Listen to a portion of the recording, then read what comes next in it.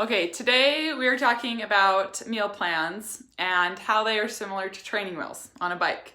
So those of you that have learned how to ride a bike probably started out with training wheels on your bike, and it felt really safe and secure and very low risk at falling. However, when you took your training wheels off and you had that first ride without them, it probably felt terrifying. I remember when mine were taken off, I was so excited, but I remember my dad like holding onto the back of the seat and then kind of pushing me off and me being on my own. And I fell a few times. I even crashed a few times. But once I got the hang of it, it was so much more fun to ride my bike without training wheels. So you're asking, how does this relate to meal plans? Well, meal plans I kind of think of as training wheels or like a crutch. So it feels more secure. You feel safe when you have a meal plan. I don't know about you, but for me, whenever I got handed a new meal plan from a dietitian, it was like this sense of excitement. Like, okay, I know I've been given permission to eat, but only this much. And it's okay, I'll just eat this much. It's more than I was eating before, and it feels really safe. However, that's no way to live the rest of your life. And that's definitely not how you're going to get fully recovered on a meal plan.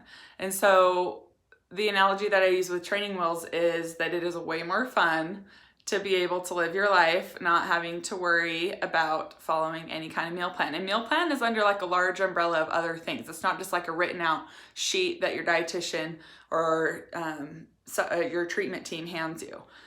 Meal plans can look like planning out your meals or eating the same thing every day. Oftentimes we get in these rituals where every single day we're eating the same thing for breakfast, same thing for lunch, same thing for dinner. And it gets hard to break that cycle because we're so used to doing the same thing every day. And so eating anything more the next day becomes very, very hard. Skipping a meal one day becomes very hard to bring it back in the following day. So planning out your meals, similar to what I talked about a couple days ago with rituals, is similar to training wheels. So eventually you kind of have to rip all of that away and experience that kind of scary sensation of being on your own. And oftentimes I hear, well, I'm on a meal plan because if I'm not, I won't eat enough. That's fine. You won't eat enough, but you're also not going to recover. So you have to realize that you have the power and the ability to eat enough.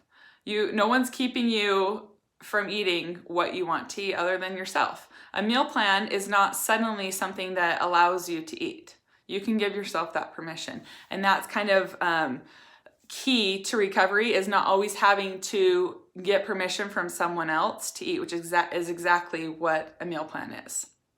As far as tracking calories, counting calories, some tips I have for that to help you kind of move away from that are things that I did in my own recovery that really helped. So when I started counting out calories, let's say I'm making a sandwich and I'm like, okay, the bread is this, the meat is this, the mayonnaise is this, okay, the piece of cheese is it, and I'm calculating, I'd stop myself and start counting backwards from 100. So 100, 99, 98, 97. You can't count backwards from 100 and calculate your calories at the same time. So sometimes I'd get all the way down to like 65 before I was fighting it and resisting and frustrated. And then finally I'd be like, okay, done. And then if it popped in again, I'd start again, 99, 98, 97.